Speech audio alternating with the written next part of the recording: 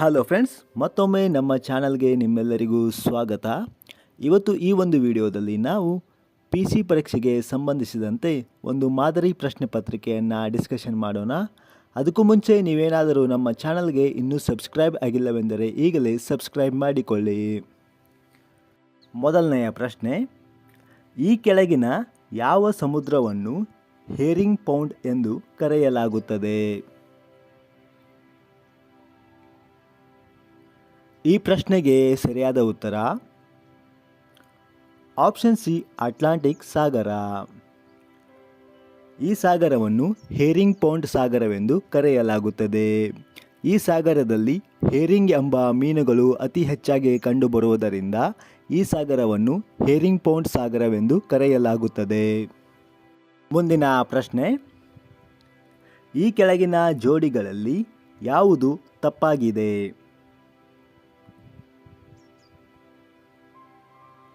ಈ ಪ್ರಶ್ನೆಗೆ ಸರಿಯಾದ ಉತ್ತರ ಆಪ್ಷನ್ ಡಿ, ಎಲ್ಲವೂ ಸರಿಯಾಗಿದೆ. ಕೊಡೈಕೆನಾಲ್ ಬೆಟ್ಟಗಳು ತಮಿಳುನಾಡಿನ ಪಳನಿ ಬೆಟ್ಟಗಳಲ್ಲಿ ಕಂಡುಬರುತ್ತವೆ. ಮಸೂರಿ ಉತ್ತರಾಖಂಡದ ಹಿಮಾಲಯ ಬೆಟ್ಟಗಳಲ್ಲಿ ಕಂಡುಬರುತ್ತದೆ ಹಾಗೂ ಲೋನಾವಾಲ್ ಮಹಾರಾಷ್ಟ್ರದ ಪಶ್ಚಿಮ ಘಟ್ಟಗಳಲ್ಲಿ ಕಂಡುಬರುತ್ತದೆ. ಹೀಗಾಗಿ ಮೇಲಿನ ಎಲ್ಲವೂ ಸರಿಯಾಗಿವೆ. ಸಂಖ್ಯೆ 3, ಈ ಕೆಳಗಿನ ಯಾವ ಒಂದು ಮೂಲಭೂತ ಹಕ್ಕನ್ನು ವಿದೇಶಿಯರಿಗೆ ನೀಡದೆ ಕೇವಲ ಭಾರತೀಯರಿಗೆ ನೀಡಲಾಗಿದೆ? ಈ ಪ್ರಶ್ನೆಗೆ ಸರಿಯಾದ ಉತ್ತರ ಆಪ್ಷನ್ ಡಿ, ಅಲ್ಪಸಂಖ್ಯಾತರ ಭಾಷೆ, ಲಿಪಿ ಮತ್ತು ಸಂಸ್ಕೃತಿ ರಕ್ಷಣೆ. ಇದು ವಿದೇಶಿಯರಿಗೆ ಸಂಬಂಧಪಡುವುದಿಲ್ಲ. ಮುಂದಿನ ಪ್ರಶ್ನೆ, ಕ್ಯಾಬಿನೆಟ್ ಕಾರ್ಯದರ್ಶಿ ಕಚೇರಿಯ ಮೇಲ್ವಿಚಾರಣೆ ಯಾರು ಮಾಡುತ್ತಾರೆ? ಈ ಪ್ರಶ್ನೆಗೆ ಸರಿಯಾದ ಉತ್ತರ ಆಪ್ಷನ್ ಎ, ಪ್ರಧಾನಮಂತ್ರಿಗಳು ಮಾಡುತ್ತಾರೆ. ಪ್ರಶ್ನೆ ಸಂಖ್ಯೆ 5, ಕೆಳಗಿನ ಯಾವ ಅಂಶ ಭಾರತೀಯ ಸಂವಿಧಾನದಲ್ಲಿ ಉಲ್ಲೇಖವಾಗಿಲ್ಲ? ಈ ಪ್ರಶ್ನೆಗೆ ಸರಿಯಾದ ಉತ್ತರ ಆಪ್ಷನ್ ಸಿ, 3 ಮತ್ತು 4. ಸಚಿವರ ರಾಜೀನಾಮೆ ಮತ್ತು ಉಪಪ್ರಧಾನಮಂತ್ರಿಯ ಕಾರ್ಯಾಲಯವು ಭಾರತದ ಸಂವಿಧಾನದಲ್ಲಿ ಉಲ್ಲೇಖವಾಗಿಲ್ಲ. ಪ್ರಶ್ನೆ ಸಂಖ್ಯೆ 5, ಸುದ್ದಿಯಲ್ಲಿ ಕಂಡುಬರುತ್ತಿರುವ ಬಾಬುಷ್ಕಾ ಬೆಟಾಲಿನ್ ಯಾವ ದೇಶಕ್ಕೆ ಸಂಬಂಧಿಸಿದೆ? ಈ ಪ್ರಶ್ನೆಗೆ ಸರಿಯಾದ ಉತ್ತರ ಆಪ್ಷನ್ ಎ, ರಷ್ಯಾ ದೇಶಕ್ಕೆ ಸಂಬಂಧಪಟ್ಟಿದೆ. ಪ್ರಶ್ನೆ ಸಂಖ್ಯೆ 7, ಭಾರತದ ಮೊದಲ ಅಮೃತ್ ಸರೋವರ ಯಾವ ರಾಜ್ಯದಲ್ಲಿ ಉದ್ಘಾಟಿಸಲಾಗಿದೆ? ಈ ಪ್ರಶ್ನೆಗೆ ಸರಿಯಾದ ಉತ್ತರ ಆಪ್ಷನ್ ಸಿ, ಉತ್ತರ ಪ್ರದೇಶದಲ್ಲಿ ಇತ್ತೀಚೆಗೆ ಭಾರತದ ಮೊದಲ ಅಮೃತ್ ಸರೋವರವನ್ನು ಉದ್ಘಾಟಿಸಲಾಗಿದೆ. ಪ್ರಶ್ನೆ ಸಂಖ್ಯೆ 8, ಆರ್ಟ್ ಪಾರ್ಕ್ ದೇಶದ ಯಾವ ನಗರದಲ್ಲಿ ಸ್ಥಾಪನೆಯಾಗಿದೆ? ಈ ಪ್ರಶ್ನೆಗೆ ಸರಿಯಾದ ಉತ್ತರ ಆಪ್ಷನ್ ಎ, ಬೆಂಗಳೂರು. ಪ್ರಶ್ನೆ ಸಂಖ್ಯೆ 9, ಕೆಳಗಿನ ಯಾವ ಒಂದು ಸಂದರ್ಭದಲ್ಲಿ ಸಂವಿಧಾನದ ತಿದ್ದುಪಡಿ ಅವಶ್ಯಕತೆ ಇದೆ?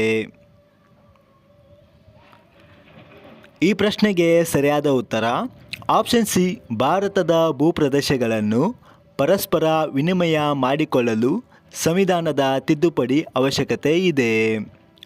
ಇನ್ನು ರಾಜ್ಯದ ಭೂಗಡಿಗಳನ್ನು ವಿನಿಮಯ ಮಾಡಿಕೊಳ್ಳುವುದರಲ್ಲಿ ಸಂವಿಧಾನದ ತಿದ್ದುಪಡಿ ಅಗತ್ಯವಿರುವುದಿಲ್ಲ. ಬೇಸಿಗೆಯಲ್ಲಿ ಉತ್ತರದ ಬಯಲು ಪ್ರದೇಶದಲ್ಲಿ ಬೀಸುವ ಸ್ಥಳೀಯ ಮಾರುತದ ಹೆಸರೇನು? ಈ ಪ್ರಶ್ನೆಗೆ ಸರಿಯಾದ ಉತ್ತರ ಆಪ್ಷನ್ ಸಿ, ಲೂ ಎಂದು ಕರೆಯುತ್ತಾರೆ. ಪ್ರಶ್ನೆ ಸಂಖ್ಯೆ 11, ಮಡಗಾಸ್ಕರ್ ದ್ವೀಪದ ರಾಷ್ಟ್ರಕ್ಕೆ ಇತ್ತೀಚೆಗೆ ಯಾವ ಚಂಡಮಾರುತವು ಅಪ್ಪಳಿಸಿದೆ?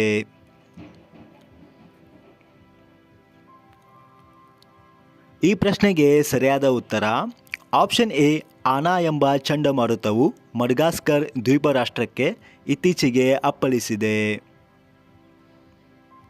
ಪ್ರಶ್ನೆ ಸಂಖ್ಯೆ 12,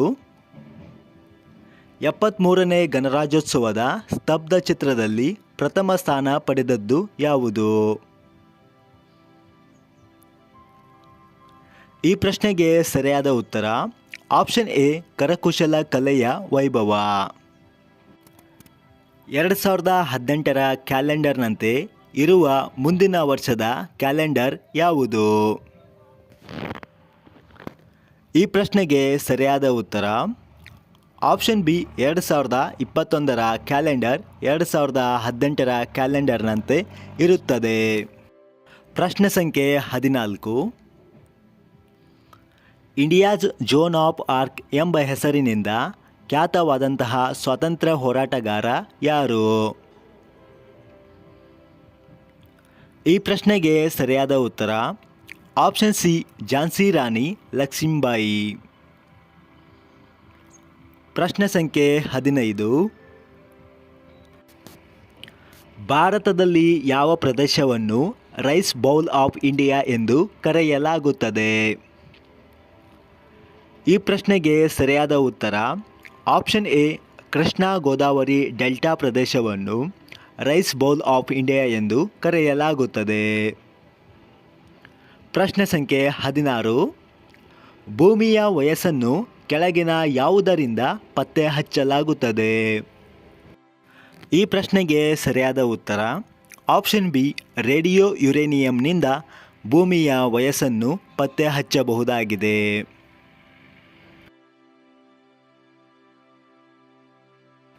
ಪ್ರಶ್ನೆ ಸಂಖ್ಯೆ 17. ಕೆಳಗಿನವುಗಳಲ್ಲಿ ಯಾವುದು ಪಶ್ಚಿಮಾಭಿಮುಖವಾಗಿ ಹರಿಯುವ ನದಿಯಾಗಿದೆ? ಈ ಪ್ರಶ್ನೆಗೆ ಸರಿಯಾದ ಉತ್ತರ ಆಪ್ಷನ್ ಎ ನೇತ್ರಾವತಿ ನದಿ. ಪ್ರಶ್ನೆ ಸಂಖ್ಯೆ 18. ಭಾರತೀಯ ವಾಕ್ ಮತ್ತು ಶ್ರವಣ ಸಂಸ್ಥೆ ಇರುವುದು ಎಲ್ಲಿ?